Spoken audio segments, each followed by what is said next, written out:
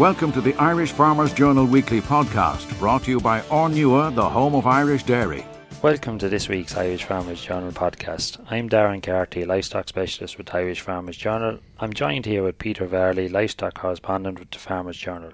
For the next few minutes, we're going to talk a bit about sheep prices. We're also going to have a quick look ahead to sheep 2015.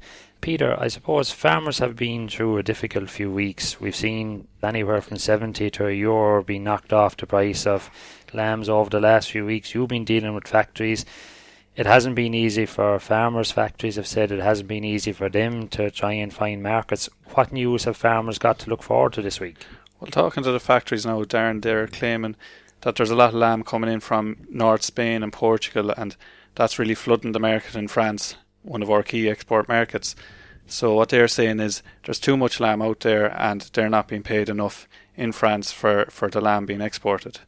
They have been pulling quotes, as you say, by 50 and 60 cent in the last number of weeks, but things are looking more positive.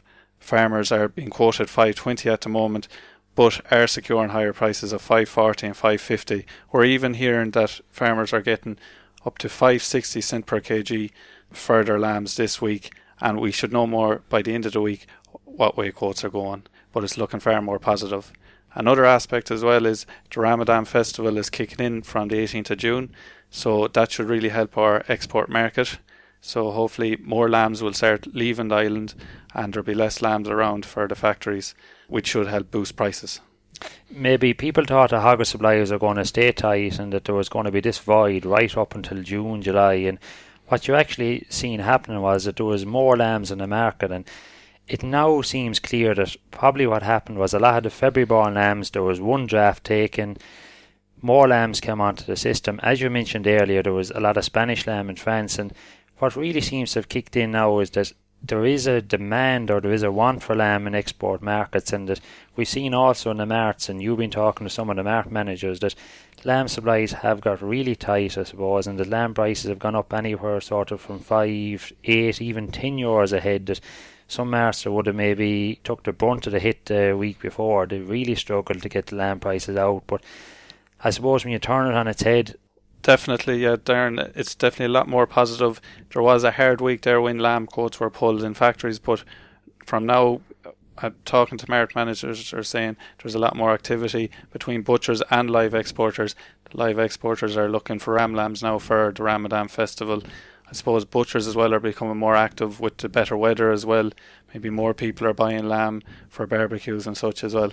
The factories are improving their quotes as well because they don't want to get a lot of aggro out of farmers as well leading up to sheep 2015. I suppose, Darren, you could tell us more about what's coming up on June 20th, what's going to be like. Yeah, I suppose, Peter, your point about the factory prices 3 years ago, it was on a Saturday, and I think the following few days there was a pull in factory prices, so they got over that. The prices are, I suppose, increasing, and it should put farmers in good mood for sheep 2015, which does promise to be a fantastic event. If I'm trying to figure out where I start to even explain it, there's such a, I suppose, programme of events taking place.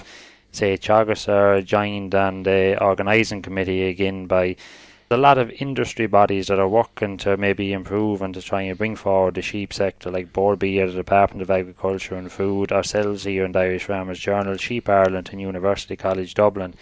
We also have KeyPack Group in conjunction with SuperValue coming back and supporting us for, again, along with other sponsors like FBD, Germinal, MSD, Zoetis.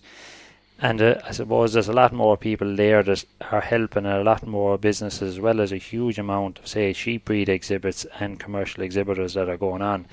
It starts at about 10 o'clock, gates open. There'll be ample parking on the day. It's a free event. I'd encourage all sheep producers to go.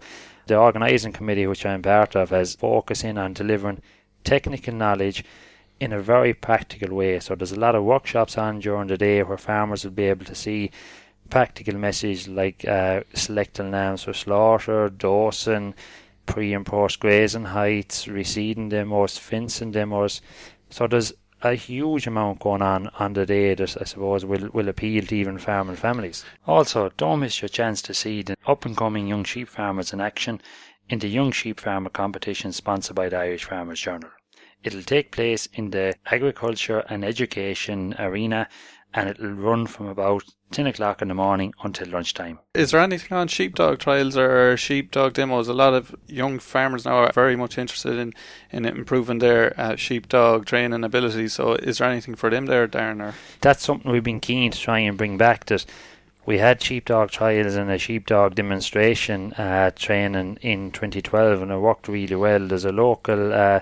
he's a former Teagasc worker and a local sheep farmer, Eamon Egan. He set up Rockford's sheepdog training clinic in Tockmconnell.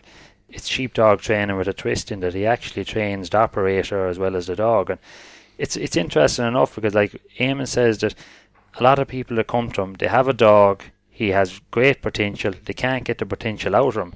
And often he says what it is a tweak to the trainer rather than a tweak to the dog.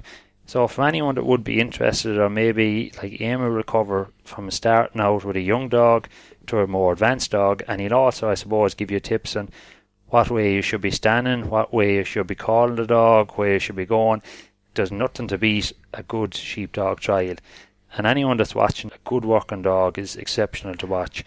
And there's a very good sheep trial exhibit on there. It's run by Joe McMonigal. He's also another local, I suppose, sheepdog trialist, and he worked in Montpellier Agricultural College for years. Another, I suppose, feature that it's often forgotten. Wool is the really forgotten industry of sheep farming.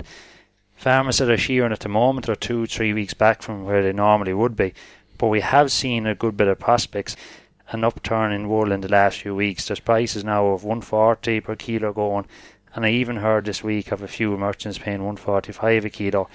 They have orders to fill, wool isn't coming in as quick, and there is a small bit more demand. Whether or not the price will level out as the season goes on, I suppose it's early days to see, but anyone selling at the minute, you're looking at anywhere from 135 a kilo to 145, so there's a nice bit of a lift in that.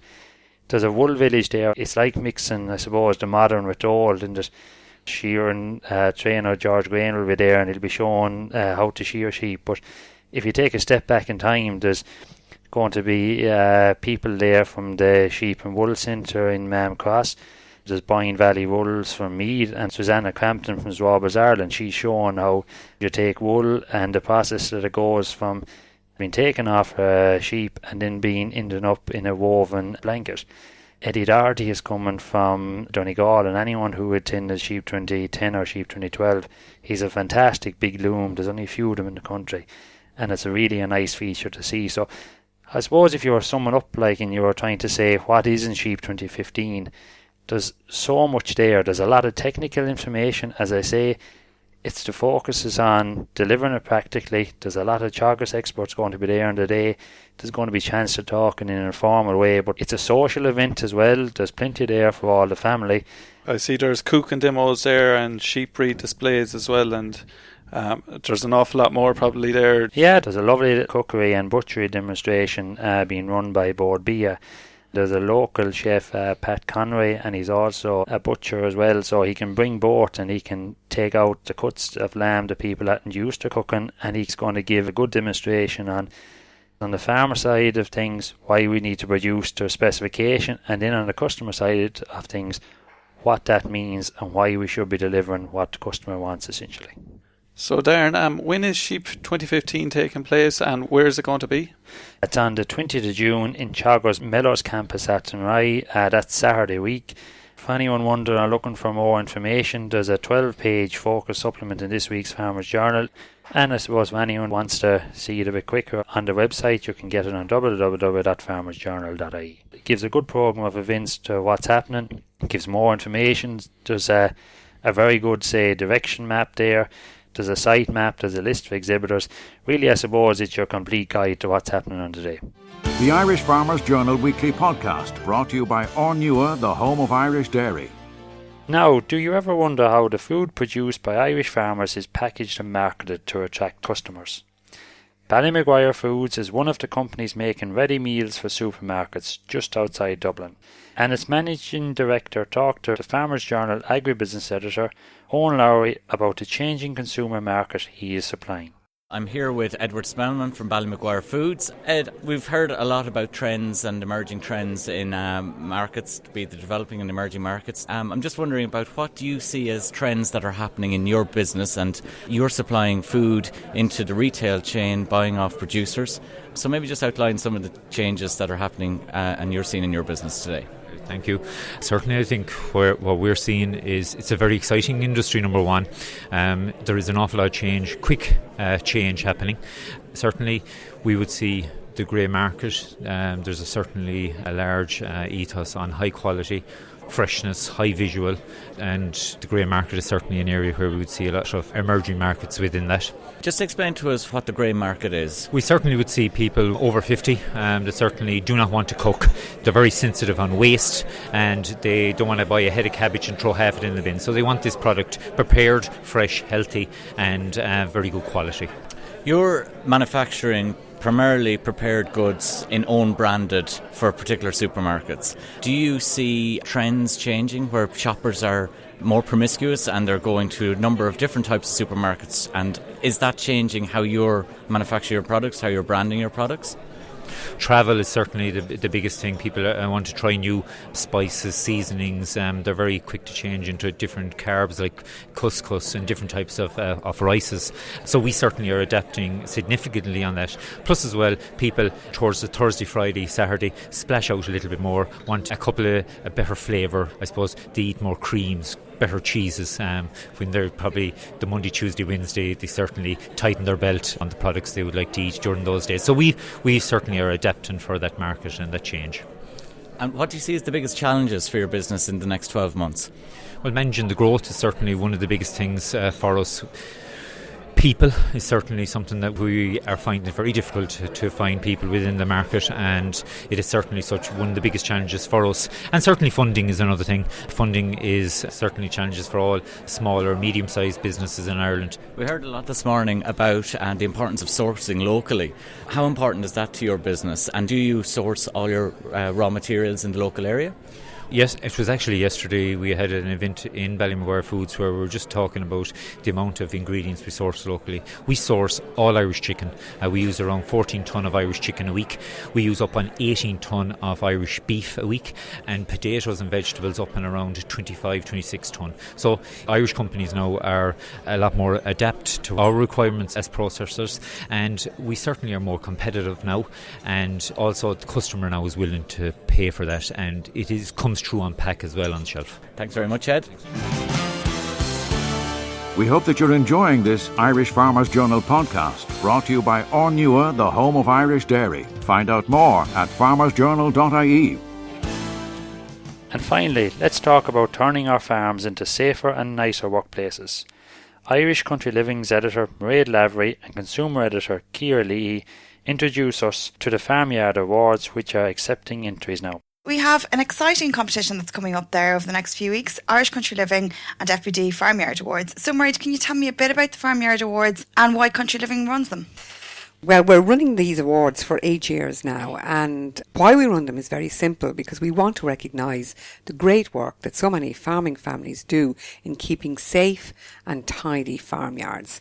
It's really important that your workplace is a pleasant place in which to work, and the farmyards that win these prizes really are an example to every one of us on what can be achieved. So it's recognising that, and above all recognising the safety element of farming. So if families are thinking, right, this is the year I'm definitely going to enter the Farmyard Awards, what should they be thinking about when they're putting together their entry? Well, first of all, who can enter? Well, any farmer in the whole island of Ireland can enter. They need to have a tidy, well-maintained yard. It's not all about flower boxes and, paint either. It's well-maintained, safe and tidy. And there's 5 categories in which the judges are going to be awarding marks. Farmyard design, farmyard appearance, maintenance and tidiness, health and safety, landscaping, shelter belting, biodiversity, and then an overall impression. Okay. So what we want people to do is send us 200 words on why their farm should win the award. Photographs, send us photographs. We're looking for a minimum of 4, but you're not limited to 4. Send us as many you like, which would actually coincide with the judging criteria. Perfect. And we were talking about it the other day. It's a great opportunity if you've got teenagers that are saying, Mum, I'm bored. Yeah. They could be part of the prize fund. Yeah, and it's like, it's find a corner, get it sorted, get it tidied up now for the summer. What we found in some cases is that people have been working towards these awards for a couple of years. I mean, the first year we ran it, we got like hundreds and hundreds of entries. Basically, anyone with a painted gate entered. And then when they saw that, you know, the first year winners, they knew that the standard is high. And, you know, we've absolutely been delighted because every year we've found a new batch of farms which live up to the criteria set the very first time. And I mean, previous winners really have had a good history of keeping a very clean and neat farmyard. Yeah. But if you're not always on top of your game, these awards are a really good opportunity to, you know, to put good practices in place and keep them there. Yeah, but it's about, you know, thinking about that there's a place for everything and everything is in its place, that gates are properly hung, that there's no galvanised kind of not properly nailed down. It's all of that sort of stuff that, you know, steps, outdoor steps have railings on the side of them. It actually forces people to kind of have a little bit of think about their farmyard, even just the shelter belting around it, you know, to consider doing that. And the winners have been absolutely superb, and the winners in the different categories, because the other thing about this is you can have three categories in which you can enter. There's a dairying section, there's a livestock section, and then there's tillage and all other farm enterprises. So absolutely any type of farmer in the country can enter this competition. And there's a fantastic prize fund for everybody. There's over 22,000 euro, wow, which is really substantial. And that's very much thanks to the support and sponsorship of FBD, who've sponsored these awards right from the beginning. And we wouldn't be able to do them without. Absolutely. So the overall award is €5,000. So if you think you're in with a chance of entering, all the details are in this week's Irish Country Living, and get your entries in. Yeah, and the closing date is the 27th of July next. So there's plenty of time to consider doing it and getting the work done. Judges won't be out on farms until August. So, you know, get that bored teenager out there. Brilliant. Thank you, Mairead. The Irish Farmers Journal podcast online at farmersjournal.ie and on iTunes every Thursday. Brought to you by Ornua, the home of Irish dairy.